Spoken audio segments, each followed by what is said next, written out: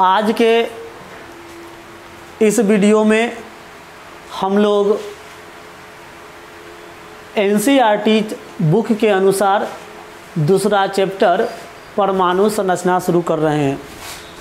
Text book से मिलाइएगा sir आप लोग, तो आप लोगों को ये दूसरा चैप्टर में मिलेगा टेक्स्ट बुक का, परमाणु संरचना, एटॉमिक स्ट्रक्चर। इस चैप्टर में क्या करना है, तो सर इस चैप्टर में हमें परमाणु के इंटरनल पार्ट्स का पूरी डिटेल्स के साथ अध्ययन करना है। परमाणु के बारे में आप लोग पहले से जानते हो क्या है परमाणु, तो हम लोग पहले ही पढ़े थे कि अणु भी छोटे छोटे कणों से मिलकर बना होता है जिसे परमाणु कहते हैं। अणु भी छोटे छोटे कणों से मिलकर बना होता है जिसे परमाणु कहते हैं, अथवा किसी पदार्थ का वह सबसे छोटा कण जो स्वतंत्र अवस्था में नहीं पाया जाता है। किसी पदार्थ का वह सबसे छोटा कण जो स्वतंत्र अवस्था में नहीं पाया जाता है परमाणु कहलाता है। और डाल्टन थ्योरी के मुताबिक हम जानते थे क्या, तो डाल्टन थ्योरी के मुताबिक हम जानते थे कि परमाणु अविभाज्य होता है। Atom can not be cut और डिस्ट्रॉय, परमाणु को काटा या तोड़ा नहीं जा सकता। लेकिन आने वाले आधुनिक वैज्ञानिक और आधुनिक अनुसंधान क्या साबित किया कि परमाणु को तोड़ा जा सकता है, परमाणु को तोड़ा जा सकता है। और परमाणु टूटकर इलेक्ट्रॉन, प्रोटॉन, न्यूट्रॉन मूल रूप से देता है। परमाणु टूट करके इलेक्ट्रॉन, प्रोटॉन और न्यूट्रॉन मूल रूप से देता है। ऐसा नहीं है कि इलेक्ट्रॉन, प्रोटॉन और न्यूट्रॉन के अलावे परमाणु और कोई कण नहीं देता, ऐसा नहीं है, देता है। लेकिन प्रमुखता से प्रमुख कण के रूप में इलेक्ट्रॉन, प्रोटॉन और न्यूट्रॉन ही माना जाता है। और परमाणु जब टूट करके इलेक्ट्रॉन, प्रोटॉन, न्यूट्रॉन देता है तो इन तीनों कणों को, मतलब इलेक्ट्रॉन, प्रोटॉन और न्यूट्रॉन को हम कहते हैं परमाणविक कण। परमाणविक कण अथवा मौलिक कण या मूल कण। इलेक्ट्रॉन, प्रोटॉन और न्यूट्रॉन को जब परमाणु टूटता है, परमाणु डिवाइड होता है, तो इलेक्ट्रॉन, प्रोटॉन और न्यूट्रॉन मिलता है। इन तीनों कणों को मूल कण, मौलिक कण या परमाणविक कण के नाम से जाना जाता है। अंग्रेजी में इसे फंडामेंटल पार्टिकल्स कहते हैं। It means if any atom divide then its form proton, electron और neutron, it is called fundamental particles. अर्थात जब कोई परमाणु टूटता है तो मूल रूप से इलेक्ट्रॉन, प्रोटॉन और न्यूट्रॉन देता है। इन तीनों कणों को फंडामेंटल पार्टिकल्स अर्थात मूल कण, मौलिक कण या परमाणविक कण के नाम से जानते हैं। अब आप विद्यार्थी ही सोचिए कि परमाणु टूट करके इलेक्ट्रॉन, प्रोटॉन और न्यूट्रॉन देता है, मीनिंग परमाणु के अंदर ये तीनों कण उपलब्ध है। परमाणु टूट करके इलेक्ट्रॉन, प्रोटॉन और न्यूट्रॉन देता है, मतलब परमाणु के अंदर ये तीनों उपलब्ध है। तो फिर कैसे परमाणु के अंदर ये तीनों कण फंडामेंटल पार्टिकल्स उपलब्ध है, तो कैसे, इसकी स्थिति क्या है, यही सब जानने के लिए हम लोग शुरू कर रहे हैं परमाणु संरचना चैप्टर। परमाणु संरचना, एटॉमिक स्ट्रक्चर, मतलब हम शुरू से अंत तक एटम और एटम के इंटरनल पार्ट्स की जानकारी पर ही अपनी माइंड अध्ययन को केंद्रित रखोगे। अर्थात परमाणु के इंटरनल बातों की जानकारी में हमें इन्वॉल्व होना है। तो सर इसमें सबसे बड़ी बात ये है कि सर जिसकी संरचना हम आप पढ़ने के लिए चले हो, आप ही सोचो, पिछले वीडियो में हमने बताया था आपसे कि ये इतने छोटे कण हैं कि एक चम्मच नमक को यदि पूरे वर्ल्ड के पॉपुलेशन जनरेशन के बीच में रख दिया जाए और वो लोग गिनना शुरू कर दें तो 1 चम्मच नमक में उपस्थित पार्टिकल्स कण को गिनने में 40 लाख वर्ष टाइम लगेगा। इतना छोटा हमारा परमाणु है सर। और जब परमाणु टूटता है तो इलेक्ट्रॉन, प्रोटॉन, न्यूट्रॉन देता है। जब हम परमाणु को ही नहीं देख पा रहे हैं खुली आंखों, तो सर इलेक्ट्रॉन, प्रोटॉन को तो और नहीं देख पाएंगे। हाँ, हमारे पास अपरेटस है, सिस्टम है, कंप्यूटर सिस्टम है, इलेक्ट्रॉन स्कैनिंग माइक्रोस्कोप है, इलेक्ट्रॉन टनलिंग माइक्रोस्कोप है, विभिन्न प्रकार का सिस्टम है। और इन सब सिस्टम और अपरेटस और प्रायोगिक प्रयोग का इस्तेमाल करके हम इनके गुण के बारे में पढ़ते हैं। बहुत सारा जानकारी प्राप्त हुआ और परमाणु के संबंध में डिटेल्स मिला। परमाणु के अध्ययन में आगे बढ़ते समय सर सबसे पहले चर्चा इस बात का होता है कि आखिरकार परमाणु टूटता है तो इलेक्ट्रॉन, प्रोटॉन और न्यूट्रॉन देता है। तो इलेक्ट्रॉन का आविष्कार कैसे हो गया था? वैज्ञानिक कैसा स्टेप अपनाए थे तो इलेक्ट्रॉन के बारे में उन्हें जानकारी मिला था और कौन सा प्रयोग करने से प्रोटॉन का खोज हुआ, हमें पहले इन सब के बारे में जानना है। तो सर वैज्ञानिक कैथोड किरण प्रयोग किए तो इलेक्ट्रॉन का आविष्कार हुआ था। एनोड किरण प्रयोग हुआ तो प्रोटॉन का खोज हुआ और आने वाले टाइम में न्यूट्रॉन का खोज हो गया। अब आपके माइंड में आएगा कि एनोड किरण प्रयोग, तो सर सुनिए, एनोड क्या है, कैथोड क्या है?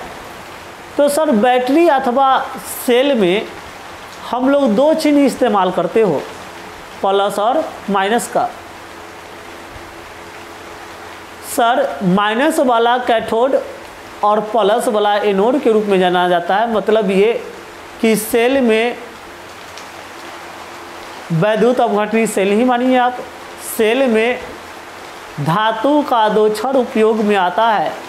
धातु के इस 2 छड़ में को इलेक्ट्रोड कहते हैं और इलेक्ट्रोड 2 प्रकार का, एक को हम कहते हैं धनोद, दूसरे को कहते हैं ऋणोद। धनोद ही एनोड के रूप में आप जानते हैं और धनोद को ही आप एनोड के रूप में जानते हैं और ऋणोद को कैथोड के रूप में आप जानते हैं। तो एनोड किरण प्रयोग तो सर काफ़ी निम्न दाब एवं उच्च विभवांतर पर विसर्ग नली से विद्युत धारा प्रवाहित किया गया था और विसर्ग नली के इस्तेमाल से ही कैथोड किरण प्रयोग हुआ था। तो सर आइए हम लोग देखते हैं कि कैथोड किरण प्रयोग कैसे हुआ था। तो सर शीशे का इस डिजाइन का बेलनाकार बर्तन लिया गया था। इस बर्तन को विसर्ग नली के नाम से जाना जाता है। इसमें काफ़ी निम्न दाब होता है इसके अंदर काफ़ी निम्न दाब होता है और उच्च विभवांतर पर विद्युत धारा प्रवाहित किया जाता है। काफ़ी निम्न दाब और उच्च विभवांतर पर विद्युत धारा प्रवाहित किया जाता है। और ये कांच का जो ये apparatus होता है सर, इसे ही हम नाम देते हैं विसर्ग नली, अर्थात वैसा नली जिसमें अति निम्न दाब हो और उच्च विभवांतर हो। ऐसी स्थिति में सर जब ऐसा किया गया और काफ़ी सावधानी से सूक्ष्मदर्शी या यूँ कहिए सर कि मजबूत सूक्ष्मदर्शी की सहायता से जब इसे देखा गया तो पता क्या चला कि कैथोड से तीक्ष्ण किरणें, कैथोड से तीक्ष्ण किरणें निकलकर एनोड की तरफ जा रहा है। काफ़ी निम्न दाब और उच्च विभवांतर पर जब विसर्ग नली से विद्युत धारा प्रवाहित किया गया था तो सर पता ये चला देखने पर कि कैथोड से तीक्ष्ण किरणें निकलकर एनोड की ओर जा रहा है। इस तीक्ष्ण किरण को ही नाम पड़ा था कैथोड किरण। क्यों? तो कैथोड से निकला इसलिए कैथोड किरण। एनोड से निकलता तो नाम होता एनोड किरण। किरण है सर, और किरण का बॉर्निंग पॉइंट कैथोड है तो किरण का नाम पड़ गया कैथोड किरण। कैथोड से निकला, बॉर्निंग पॉइंट कैथोड है तो कैथोड से निकला तो हम नाम दे दिए कैथोड किरण। और एनोड से निकलता, बॉर्निंग पॉइंट एनोड होता तो नाम देते हम लोग एनोड किरण। कैथोड किरण सर क्या है? तो कैथोड से निकलने वाली किरणों को कैथोड किरण कहते हैं। कैथोड किरण क्या है? तो कैथोड से निकलने वाली किरणों को कैथोड किरण कहते हैं। और सर इसमें कैथोड से जो किरण निकला वह किरण एनोड की ओर गमन किया। अब सर वैज्ञानिक अनुसंधान कैसे होता है, वैज्ञानिक निष्कर्ष कैसे निकालते हैं वो समझिए।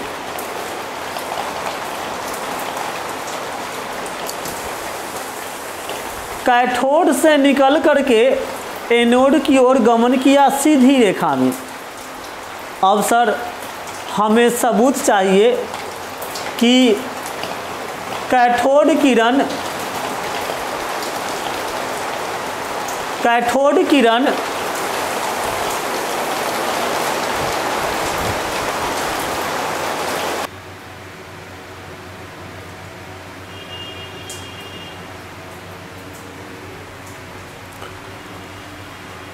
बारिश के वजह से वीडियो को थोड़ा रोकना पड़ा।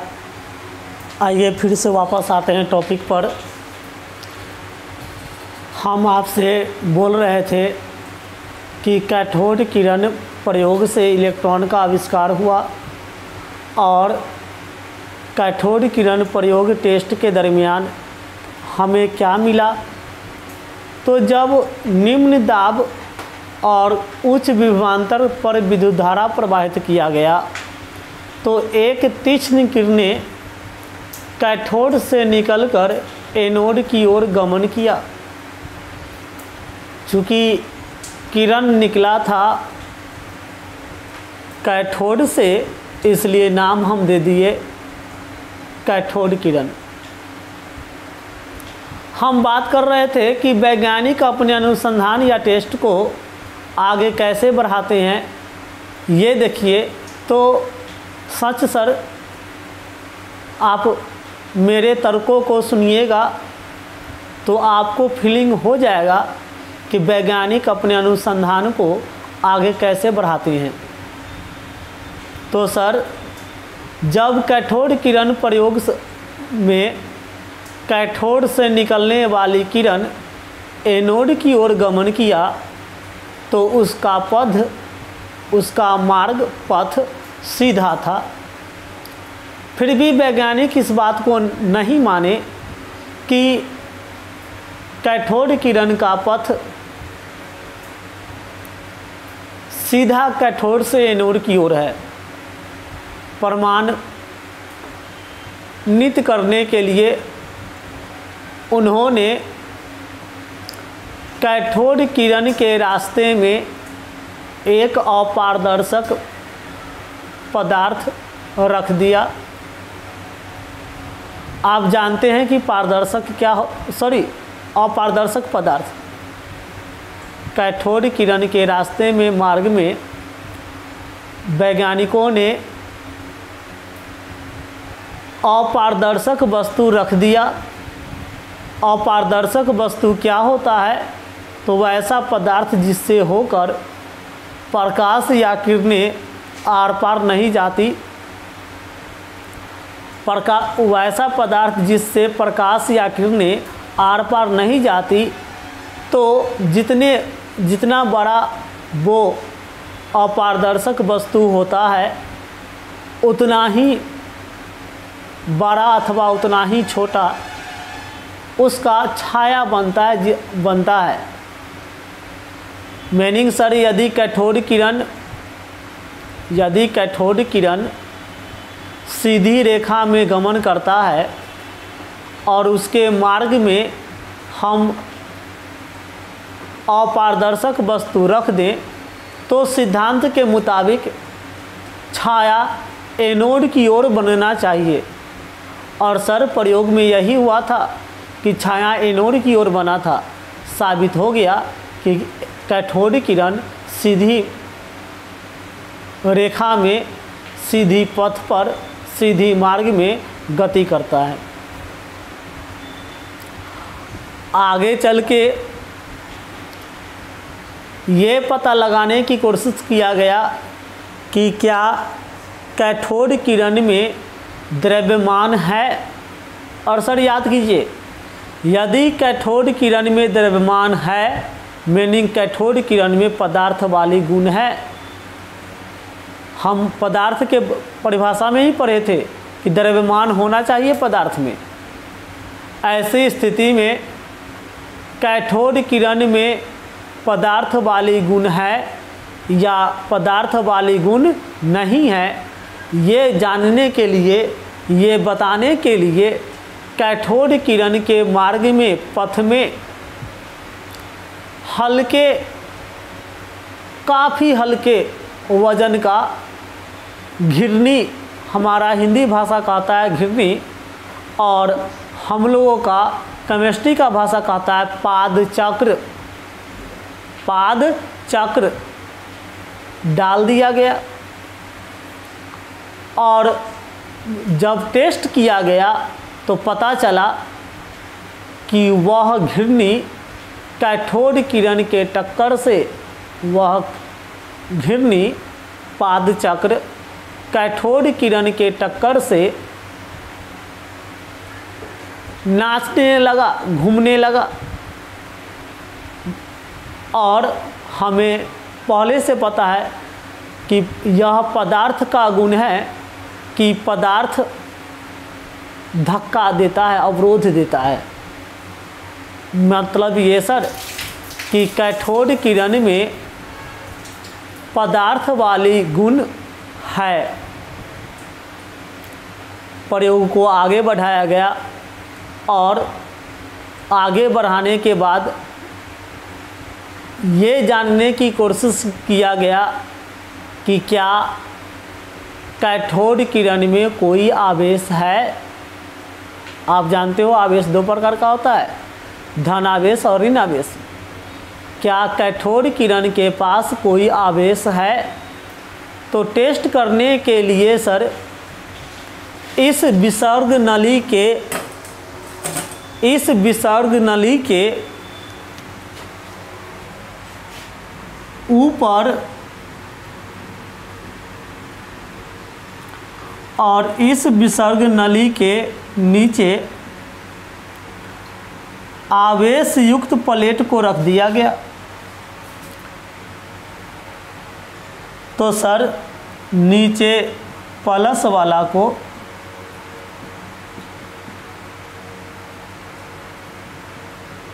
ऊपर माइनस वाला को,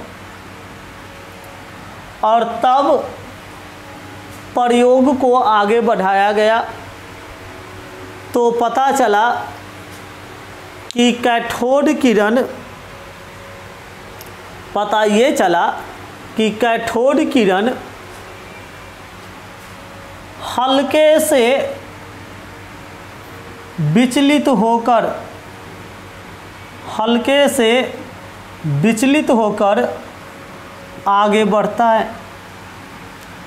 कैथोड किरण अपने मार्ग से हल्का सा विचलित होकर आगे निकलता है। मीनिंग कैथोड किरण जो सीधी रेखा में गमन कर रहा था उसमें विचलन हुआ, उसका मार्ग पथ थोड़ा सा बदला। किस ओर? तो धन आवेशित प्लेट की ओर। किस ओर? तो धन आवेशित प्लेट की ओर। सर ध्यान देना, यदि कैथोड किरण पॉजिटिव होता तो विचलित होता नेगेटिव की ओर, नेगेटिव प्लेट की ओर। यदि कैथोड किरण पॉजिटिव गुण रखता तो विचलित होता ऋण आवेश वाले प्लेट की ओर,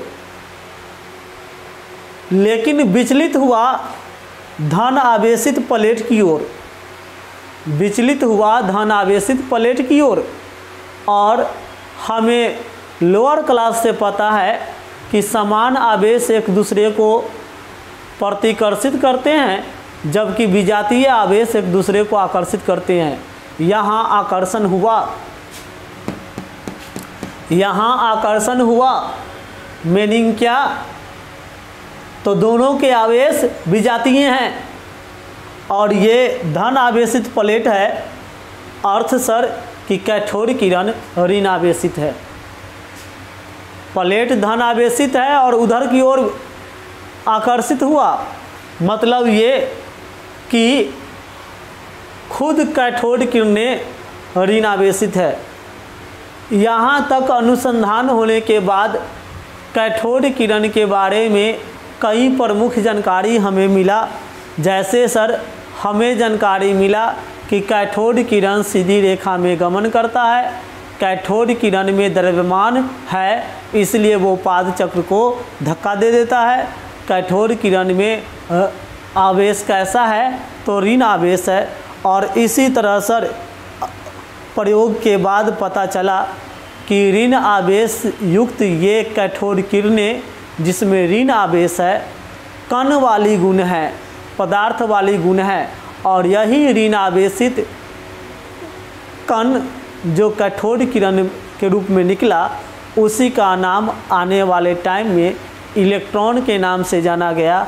अर्थात इलेक्ट्रॉन का खोज हो गया, इलेक्ट्रॉन का खोज हुआ और इसमें हमें ये बताया गया कि इलेक्ट्रॉन पर कैसा आवेश, इलेक्ट्रॉन पर कैसा आवेश? तो ऋण आवेश युक्त कण, ऋण आवेश युक्त कण। अर्थात इलेक्ट्रॉन का जो सर चार्ज है वह -1.6 गुना 10 के पावर -19 कूलम्ब। इसका सापेक्ष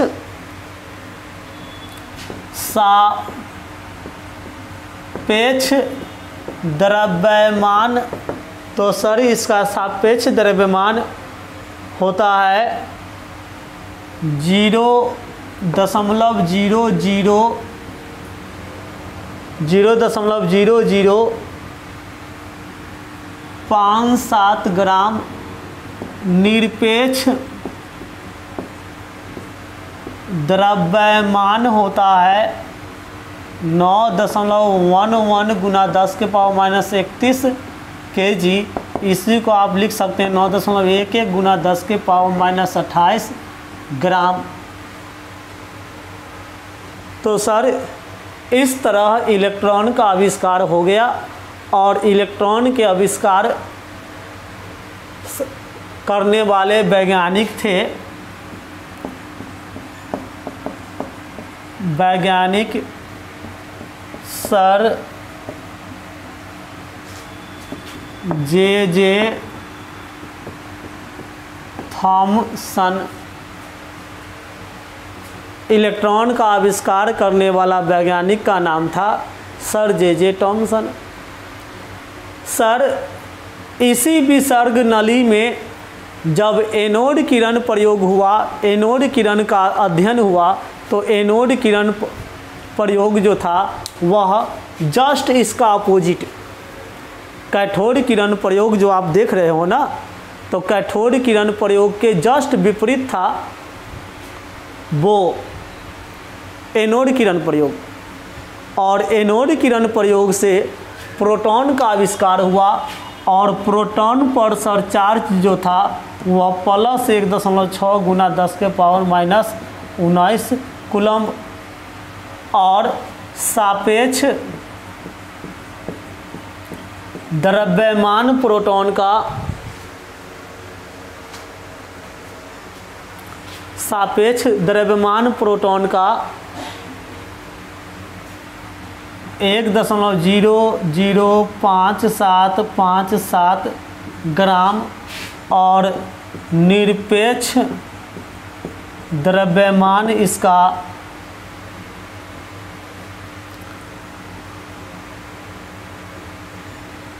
1.67 गुना 10⁻31 kg। और इसके आविष्कारक वैज्ञानिक गोल्डस्टीन, लेकिन नामकरण प्रोटॉन का आविष्कार गोल्डस्टीन किए थे एनोड किरण प्रयोग से, लेकिन इसके नामकरण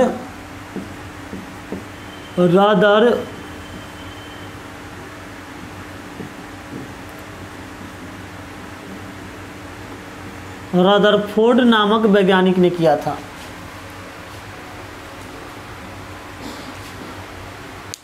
इलेक्ट्रॉन का आविष्कार सर जे थॉमसन, प्रोटॉन का आविष्कार गोल्डस्टीन, लेकिन प्रोटॉन का नामकरण रदरफोर्ड ने किया था। और सर इलेक्ट्रॉन प्रोटॉन के बारे में तो आप जान गए। न्यूट्रॉन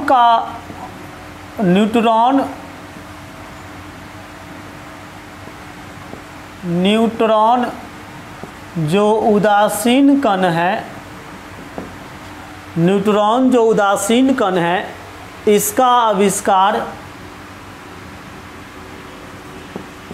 चैडविक नामक वैज्ञानिक ने किया था। न्यूट्रॉन जो उदासीन कण होता है उसका आविष्कार चैडविक नामक वैज्ञानिक ने किया था।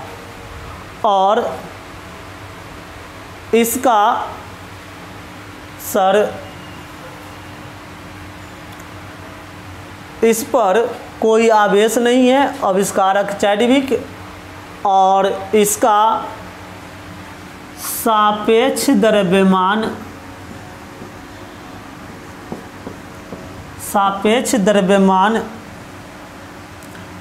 1.008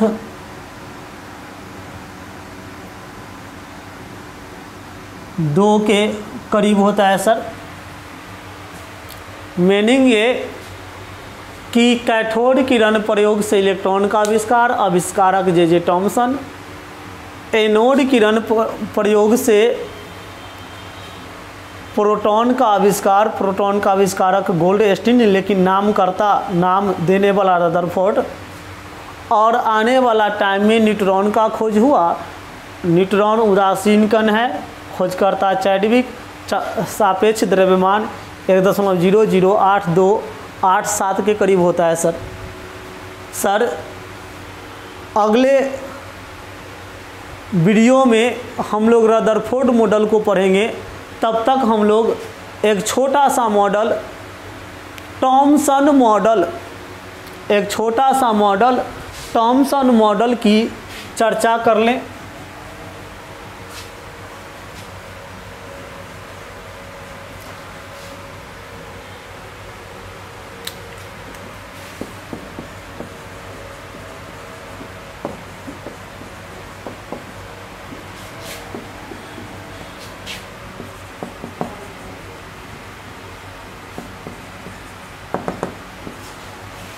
परमाणु का टॉमसन मॉडल, इसमें जब विभिन्न प्रयोग से इलेक्ट्रॉन, प्रोटॉन, न्यूट्रॉन का खोज हो गया, जब विभिन्न प्रयोग से इलेक्ट्रॉन, प्रोटॉन और न्यूट्रॉन का खोज हो गया, तो अब चर्चा ये होना था कि परमाणु के अंदर ये तीनों कण होते हैं। परमाणु के अंदर ये तीनों कण होते हैं, मतलब परमाणु के अंदर प्रोटॉन, न्यूट्रॉन ये सब उपलब्ध है। तो फिर ये कैसे है? ये तीनों कण एक साथ है या तीनों कण अलग अलग है, या कोई दो कण साथ में है और एक कण अलग है? मतलब ये कि परमाणु को तोड़ने पर, परमाणु डिवाइड होने पर इलेक्ट्रॉन, प्रोटॉन और न्यूट्रॉन दिया। अब जानना ये है कि परमाणु के अंदर इसकी स्थिति कैसी है, परमाणु के अंदर ये कैसे पाया जाता है, इसकी स्थिति क्या है। तो सर यही जानने के प्रयास में अलग अलग प्रकार का मॉडल बनाया गया, अलग अलग वैज्ञानिक इस पर अपनी शोध किए। तो उसमें एक शोध जो उस समय तक प्रसिद्ध था, अच्छा माना गया था प्रारंभिक स्टेज में, वो था टॉमसन मॉडल ऑफ एटम, परमाणु का टॉमसन मॉडल। इसमें क्या कहा गया? तो कहा गया कि परमाणु के अंदर